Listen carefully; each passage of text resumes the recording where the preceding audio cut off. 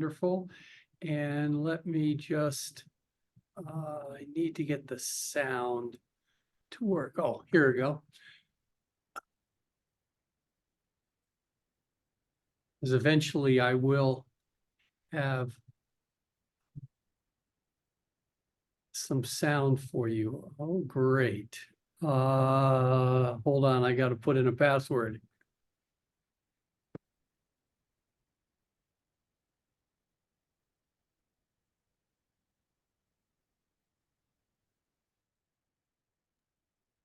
So, well, first of all, thanks very much to Borsika and Russ for inviting us to present on our work.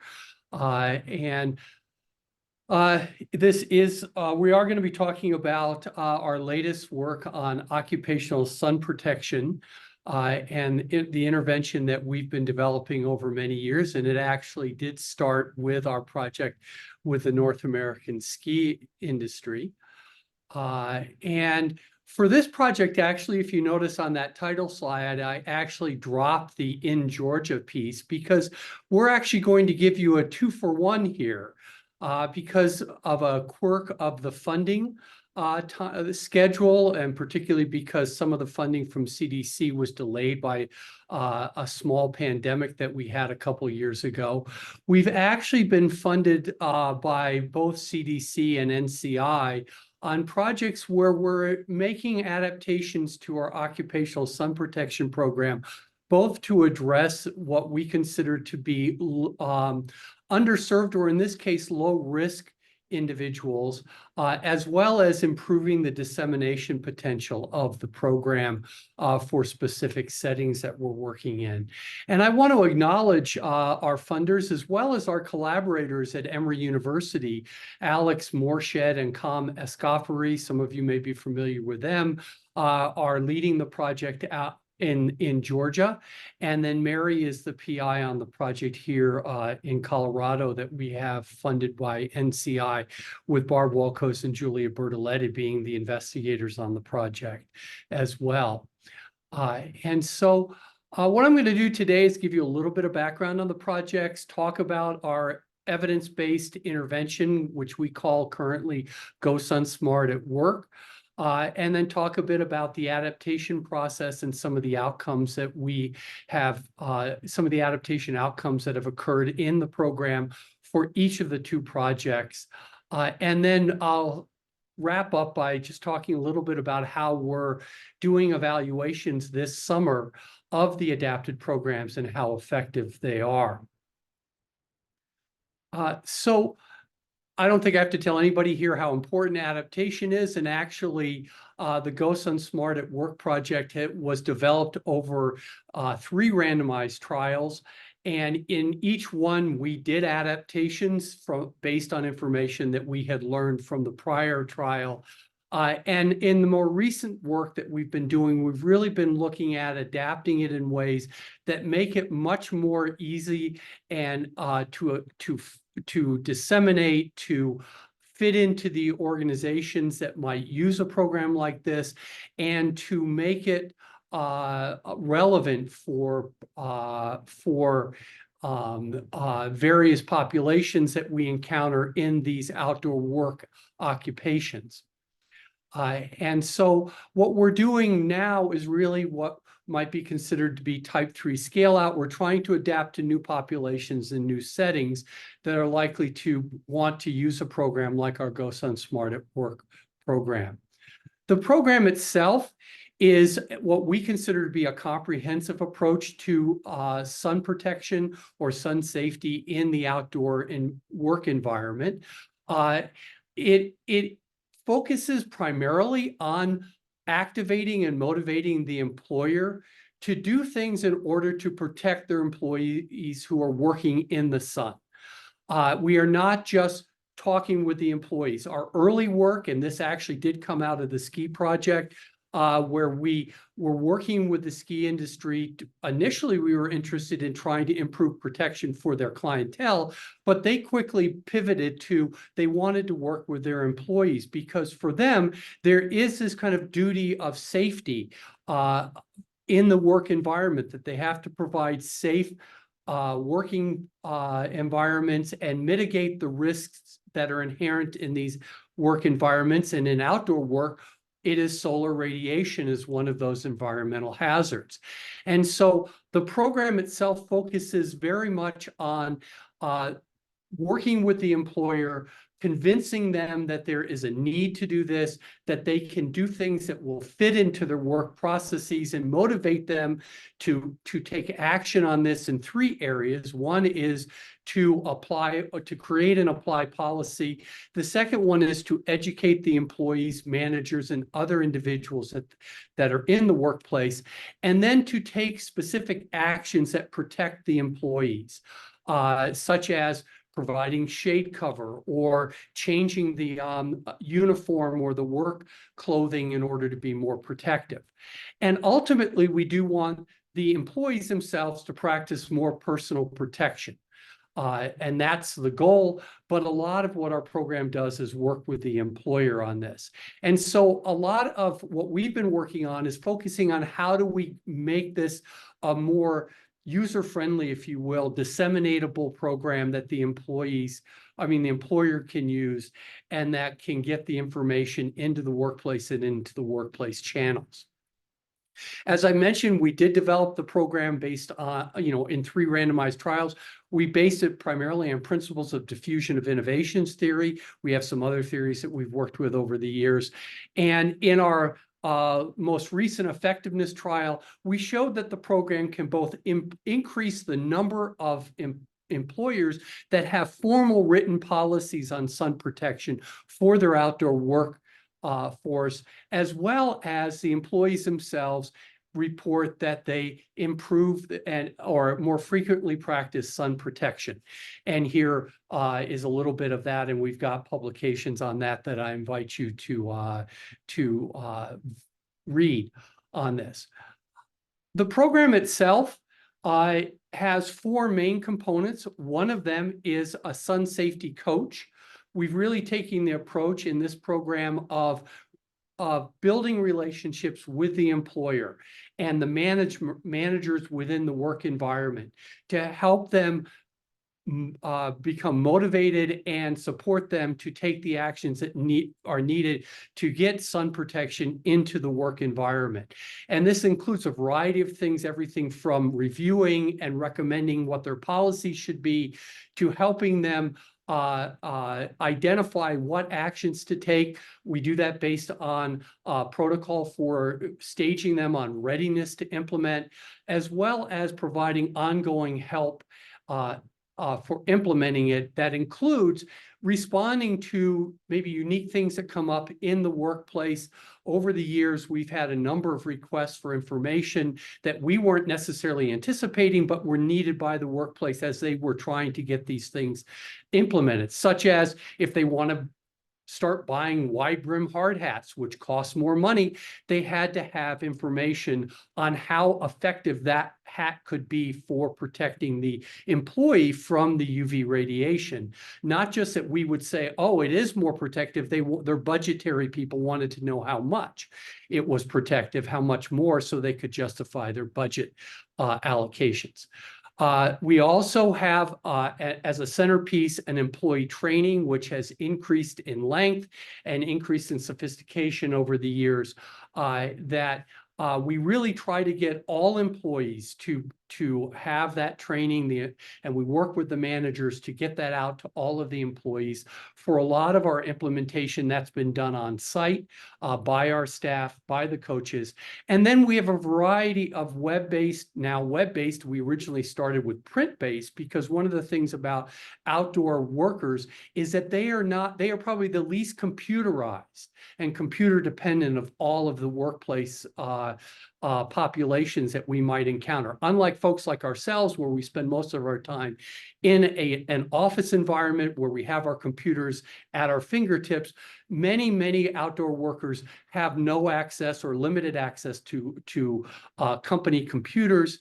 Although in recent years, particularly stimulated by the pandemic, more and more of them are using their smartphones and using those to access electronic communication. So a lot of our materials have morphed into electronic versions that can be disseminated or distributed at the workplace. And then we help the employer provide personal protection equipment, some of which from us, like sunscreen and lip balm, but also, as I mentioned, that idea of if they want to alter things that they're purchasing for the outdoor worker, we've helped them identify how to do that, where to source that information or those pieces of equipment, and how to justify it to their budgetary individuals. So before the current programs and the adaptations that I'm going to talk about here, there were some key aspects to the program that we were particularly focused on. One was the external coaching. It is a very labor-intensive, high-cost way of delivering an intervention like this. And we've been working both in these two projects as well as in another project we're just finishing up on ways to cut the cost of that. The second thing is providing the employee training primarily on site. And there's been a lot of changes, as I mentioned, in the workplace, and especially around computer delivery, that we've had to plan for and adapt for. And then for both of these projects, and where the underserved aspect of these projects come from, is a move toward trying to alter this, because most of our intervention has been focused on the highest risk populations. That's not uncommon in the way that we do behavioral interventions.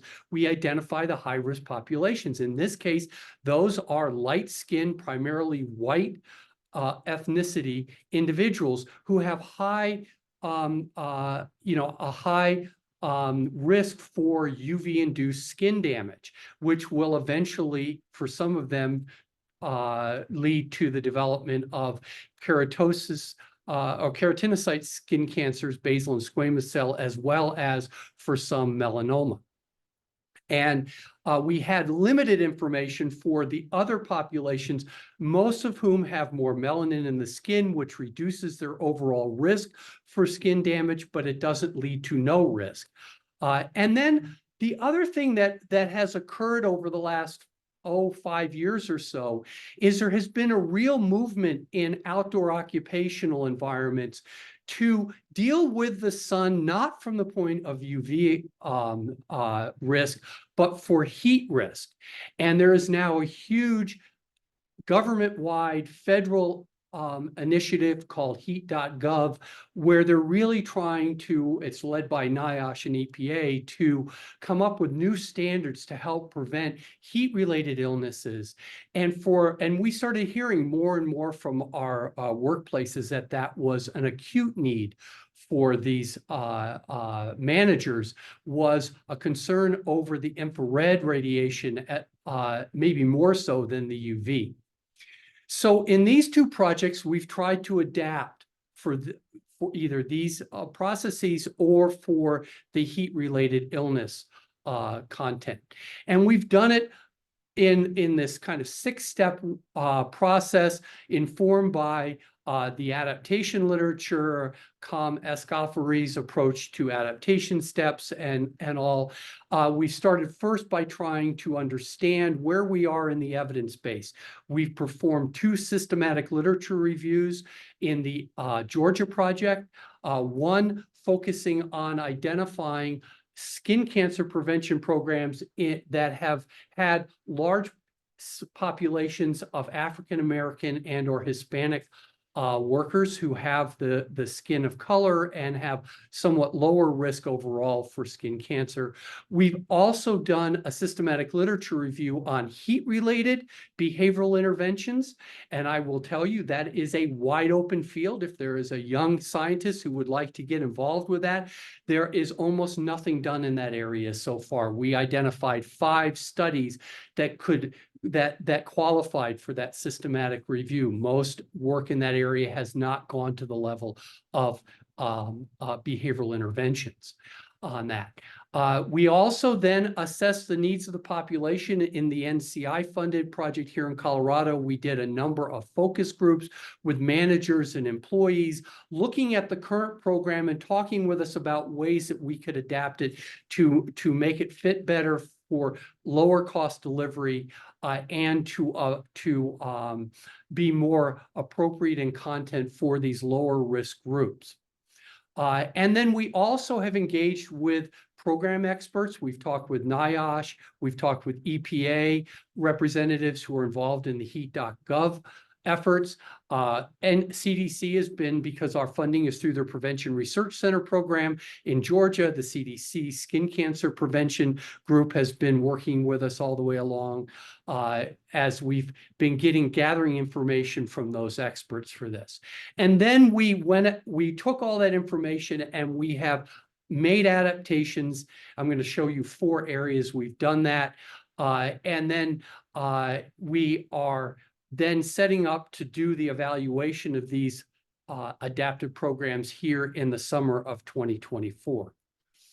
This is just an example of some of the tracking of the adaptations. We've done some very detailed tracking going from the information in the literature that we've been able to identify, the focus groups, from what the experts have been telling us, into these adaptation tracking systems to identify where can we most effectively adapt the program to improve its delivery, improve the relevance for these low risk, and as well as to make the delivery more cost effective. Oh, I'm going backwards, sorry.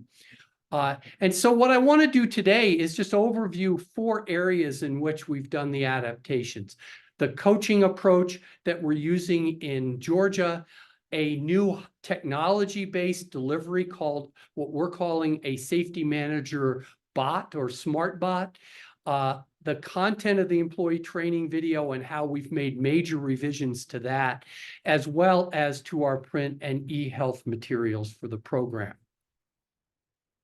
Let's start first with how we're delivering it in Georgia. In Georgia, we've gone away from external coaching where our staff goes in to an internal coaching model in talking with some of our partners in Georgia, either the experts at the state level or some of the early workplaces. We're working with public employers in Georgia, in rural counties.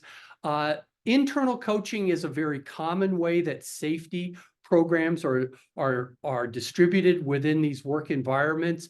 They often have employees that are involved with that, that share the characteristics of the employees themselves, and that they can tap into the communication channels that exist. We shouldn't be surprised about that. There's a long history of peer education and peer counseling that in our behavioral interventions, and that's really what we're talking about here.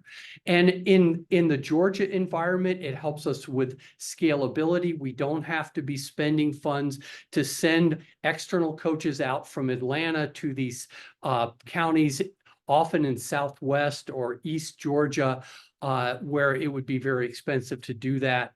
And then the coach themselves, we heard a lot in either looking at what's been tested and effective with these types of populations where we have African Americans and Hispanics, where they're demographically similar. It's being communicated through trusted communicators. They're using cultural competence to make the communication more effective within these populations.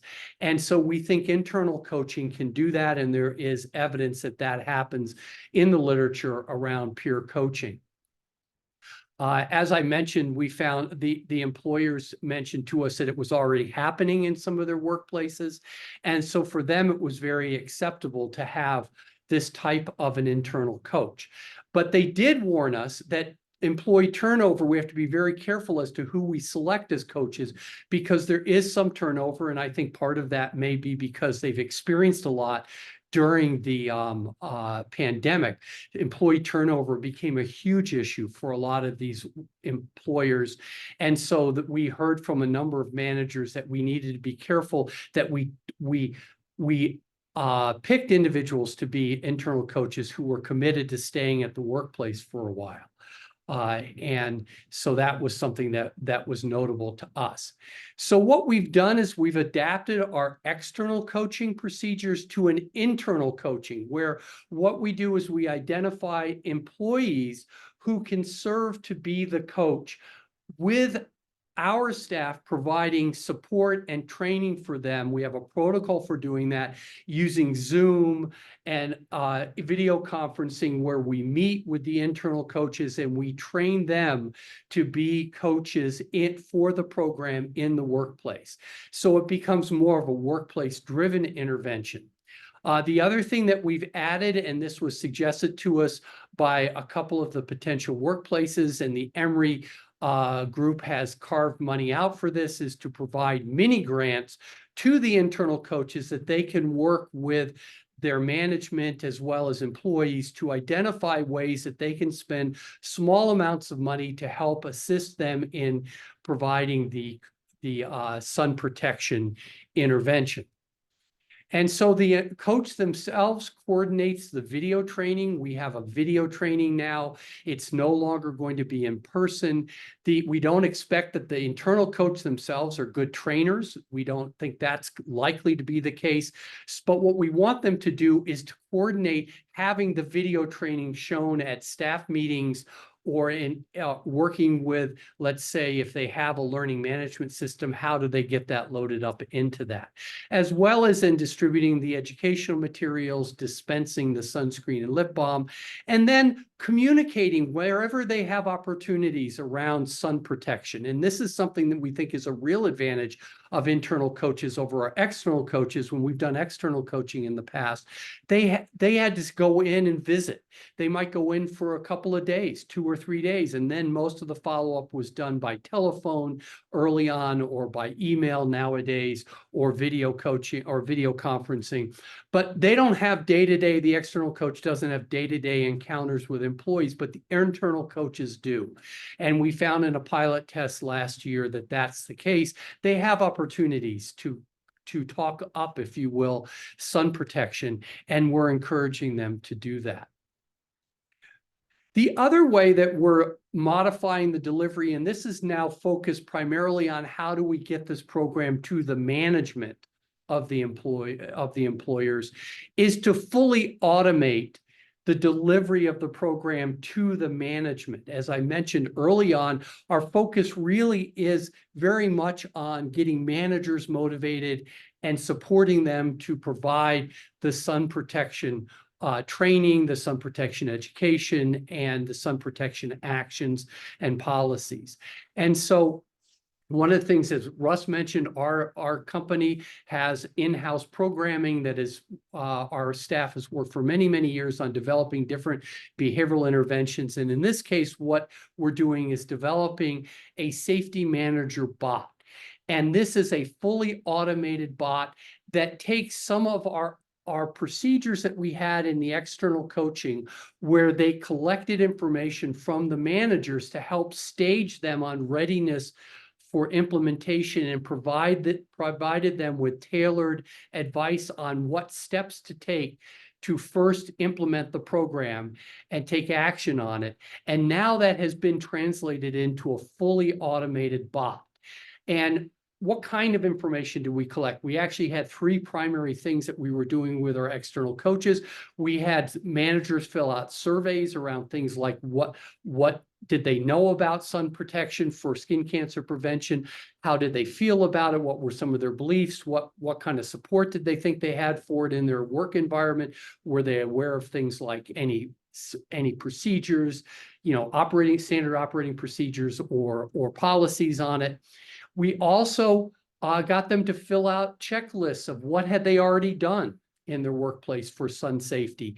What would they be willing to do that they hadn't tried out? And then also importantly, what did they think were things that they would just never do at their workplace? And that was important for 2 reasons. One is we didn't want to start out by saying, do something that they found unacceptable, because that we were afraid would turn them off to actually trying out the program. But it also identified things that might be something that we could get them to do later after they made commitments to the program, by doing the easier or the more likely things that they would get implemented. And so we had things like that. We also had meetings with the managers where we would ask them questions. Our coaches had a protocol they went through. And so what we've done is we've automated that. We've got it in the bot. The first thing that the managers are doing are providing all this information.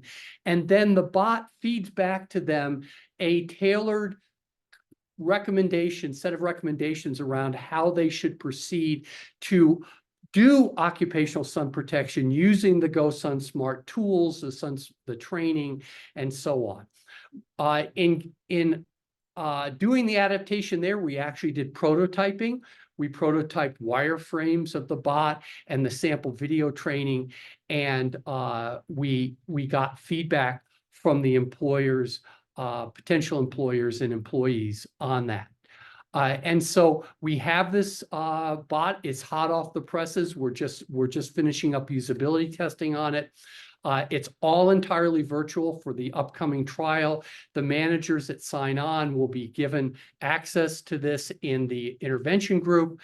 It replaces our on-site and remote coaching. There will no longer be direct contact from our staff.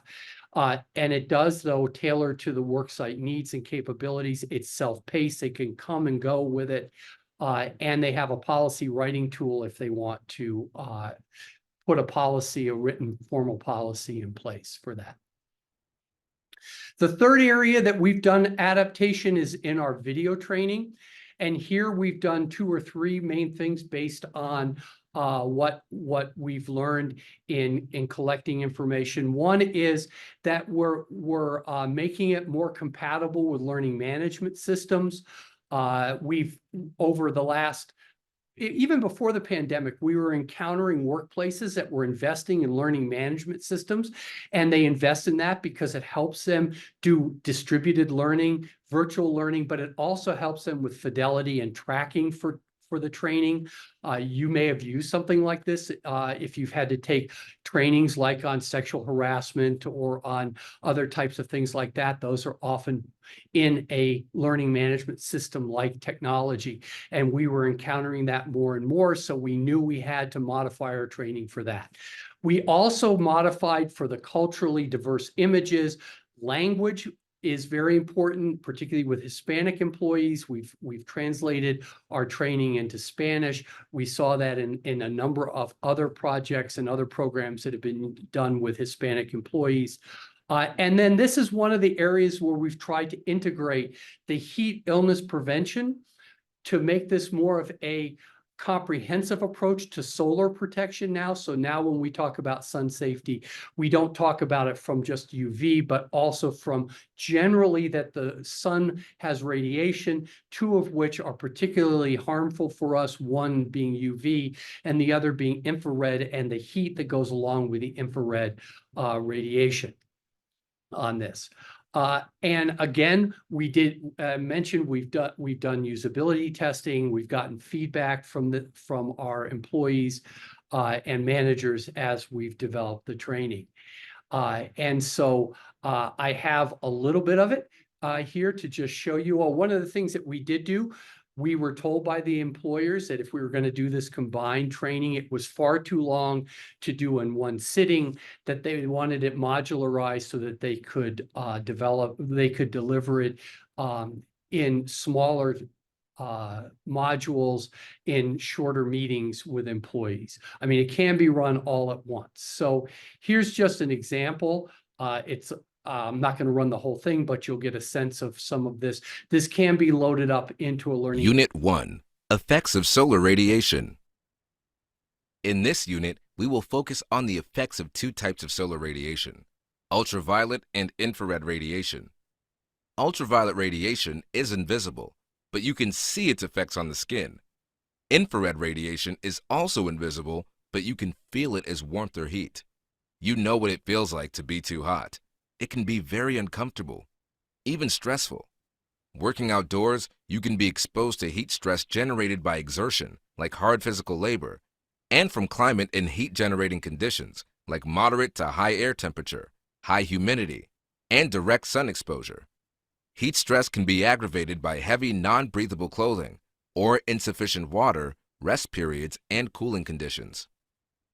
There are about 120,000 work injuries due to high heat each year in the United States, and that number is expected to increase to almost 450,000 by the year 2050.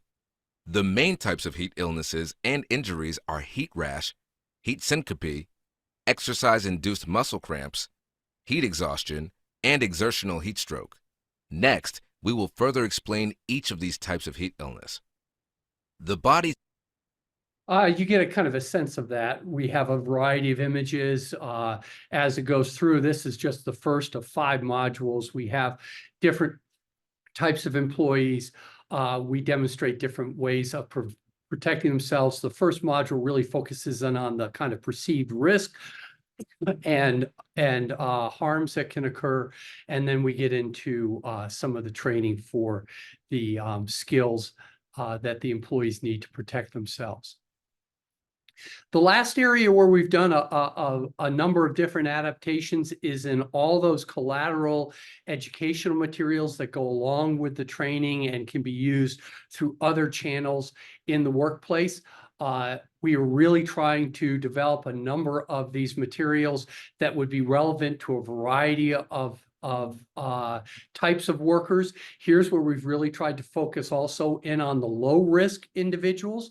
And one of the things that we were hearing in in both our focus groups, but also it's in some of the literature where people have tried to adapt for these populations, is that their perception of risk is fundamentally different than what we might expect, particularly in the skin cancer area, for the light-skinned white population. Many of them, African Americans or Hispanics, report that no one talks to them about sun protection very often.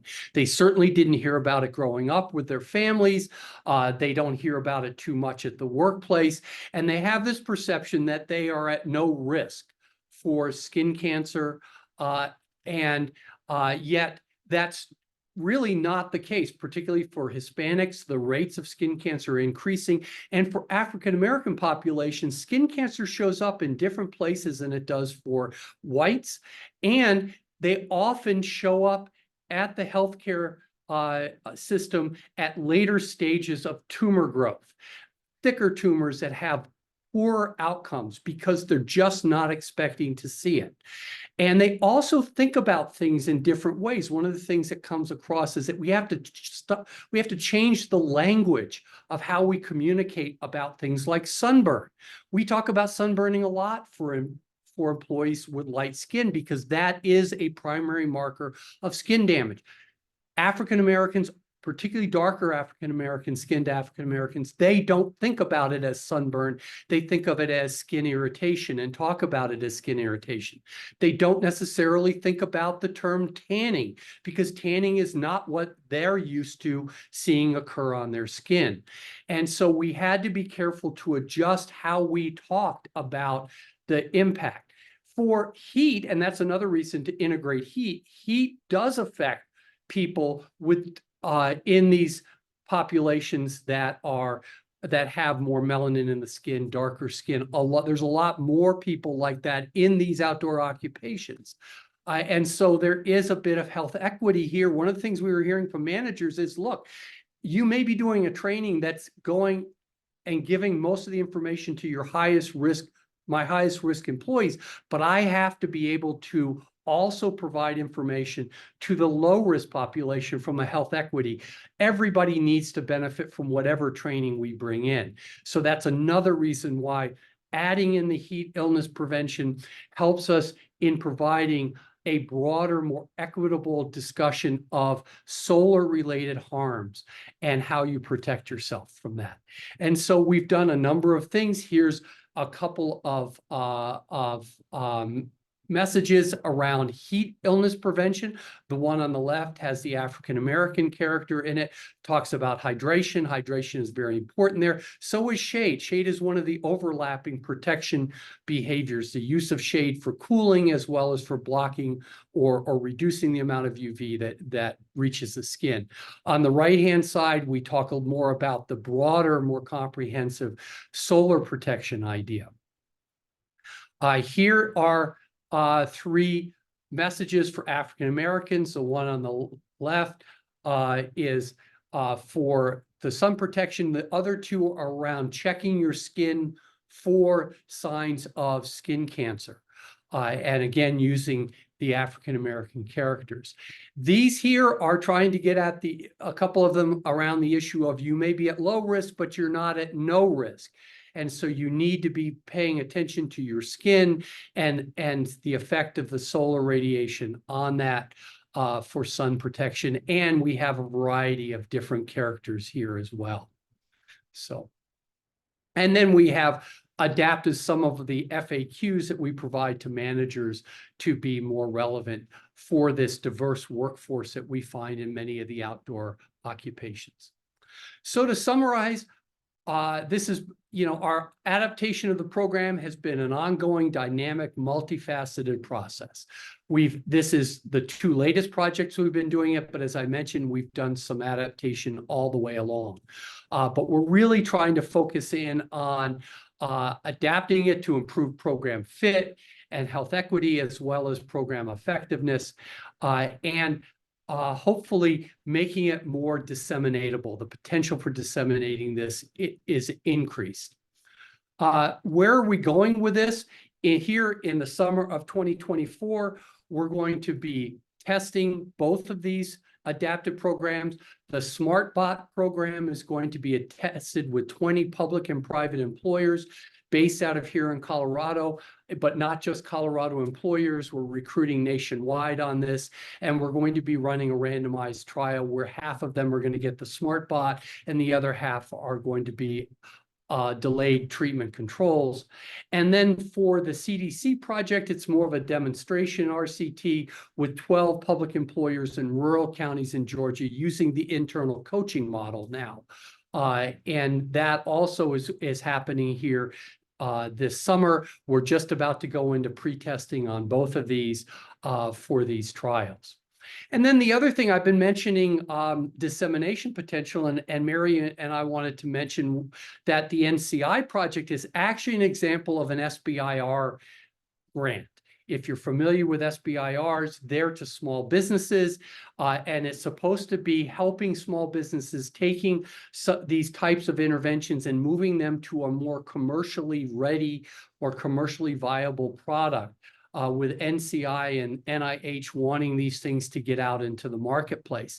And so for this project, we've had a commercialization review done by the NIH Technology and Business Assistance vendor, Foresight Science and Technology, and they looked at the marketplace and have been helping us think through how could something like this SmartBot be rolled out? Could we find a commercial partner? We've been working some with a large training company who one of their senior individuals was a consultant to our project on this, and trying to think through would this SmartBot be something one of these companies would take and put into their commercial suite of training and program materials that they have.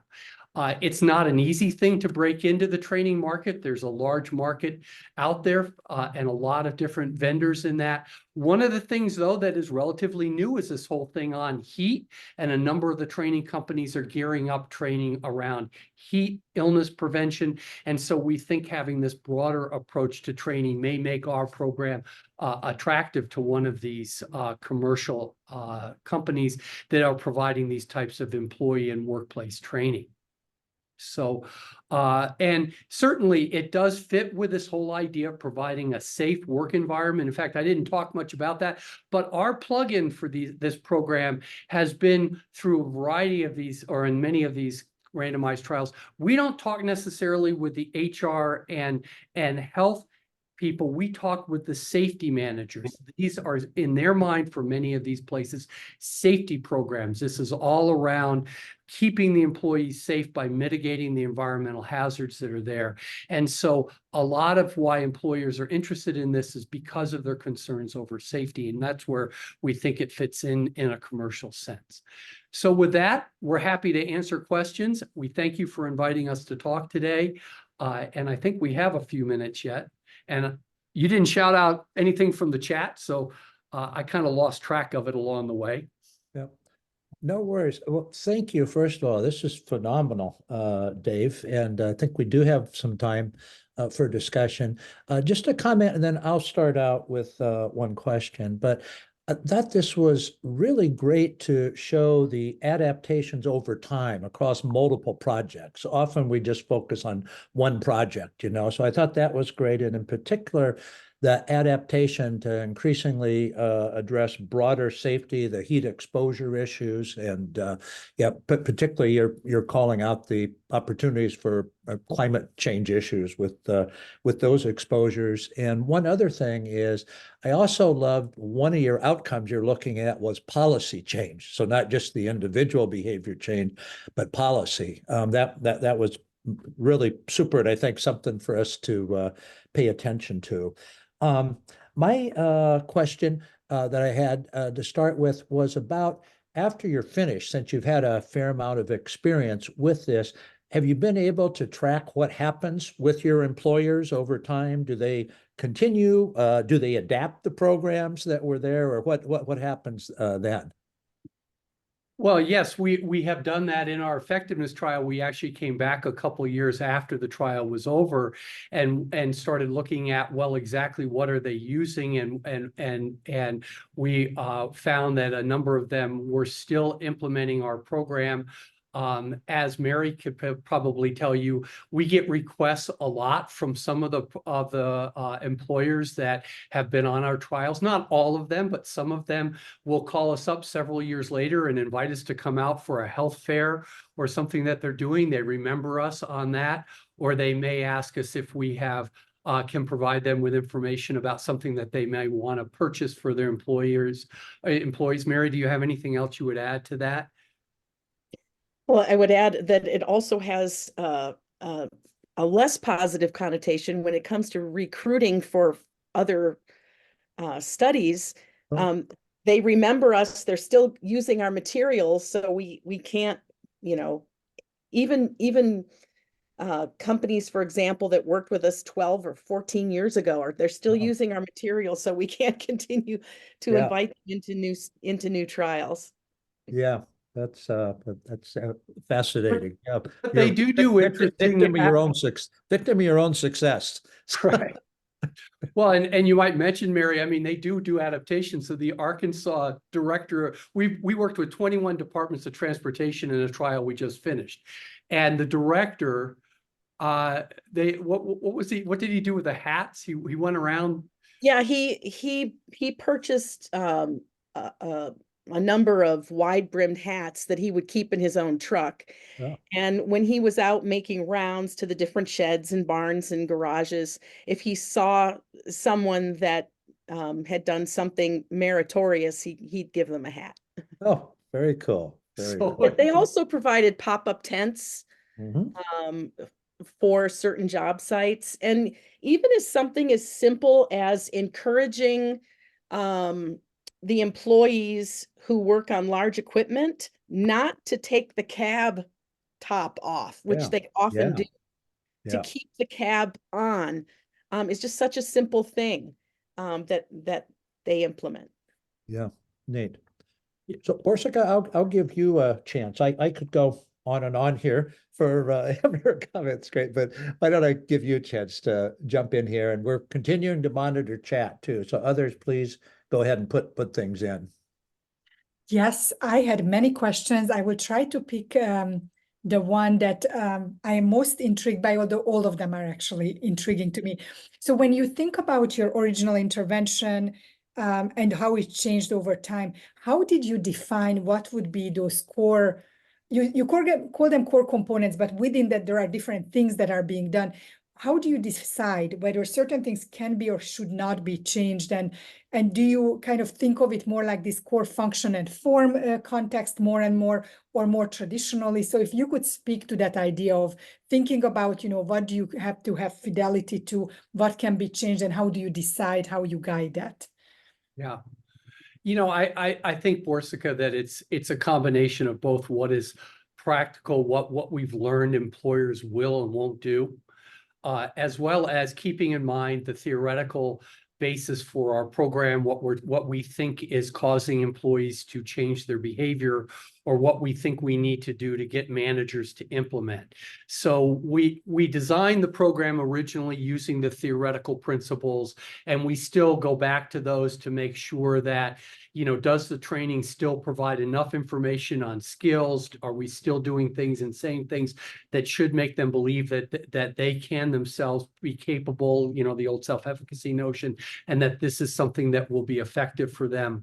And so I think if you look at our materials over time, we've tried to maintain those theoretical principles, but we've learned a lot over the years about what does and doesn't work. And I mentioned that checklist. That was something we developed in maybe the third project. And, you know, we didn't talk about our school program. We have a whole school program on policy as well.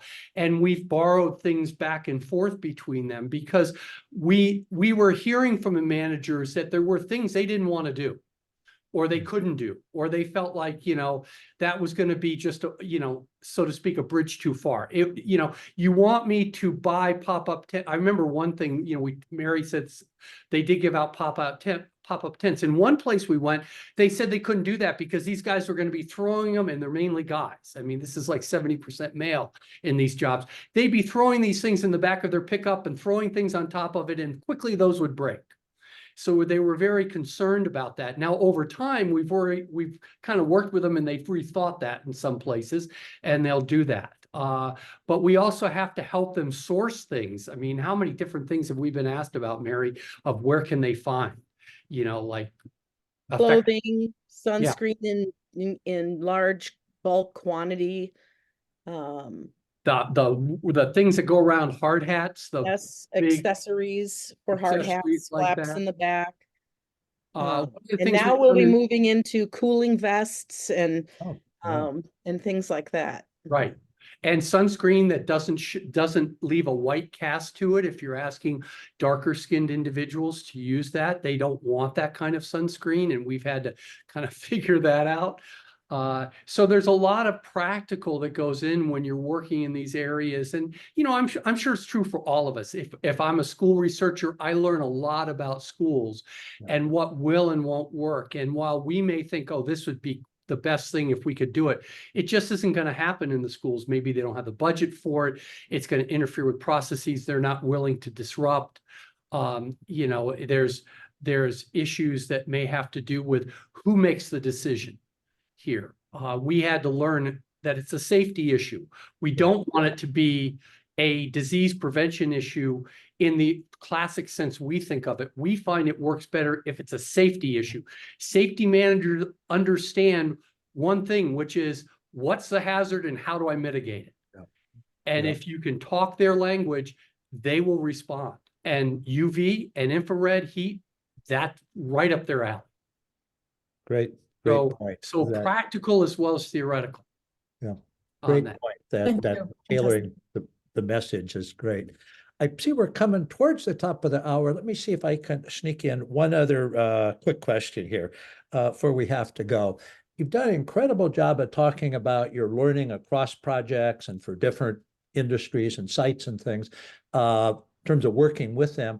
Wondering how often you see adaptations during a program or an implementation, and kind of how you handle that. Do you see that as a good thing to encourage it, or do you see that as a problem in terms of your evaluation? I'm just wondering how often you see that. We're pretty nimble. Uh-huh. And we can adapt on a dime if we need to, if there is material that needs to be provided. In the case of something like a high production video that can't be changed quickly, we actually did have an adaptation happen in real time. In the study Dave mentioned with the Departments of Transportation, it was the state of Virginia that brought up the concept of having a nearly entirely African American workforce. And could we have more information, please, on issues related to people with the darkest skin types? And so the way we handled that was we put together a new PowerPoint presentation. And at that point, I was one of the external coaches. And so I gave the presentation over Zoom because it was during the pandemic. But we could be flexible in that way. You know, we could have recorded it. We could make new print materials. We adapted because we had a state Yeah. tell us what their need was. Super. That's great. You know, I would also, go if you ahead, don't mind, Dave. Sorry. just jump in with one thought, and that is, as we've done more and more of this, and particularly moved into these dissemination environments, it's almost impossible to say you're going to have a program, it's going to run like this, and that's the only way it's going to run. Yep. I mean, that's just an impractical thing. You're coming into these workplaces that are controlled by these managers and these organizations. They themselves have processes. They're going to tell you how they're going to do it, no matter what you tell them. Yep. You want them to do. Yeah. So you're kind of, and that's why we call it coaching. You're Yep. kind of, you know, pointing them in directions, but then trying to see what are they doing and making these adjustments, you know, and so we try to record those. We have extensive intervention logs that our coaches have kept over the years, and we try to, you know, consult those to see what kinds of adaptations are going on. And that example of the PowerPoint is one of the things we looked at for, okay, how do we adapt this video training? We have that information, we're seeing these other things, and we can bring it in.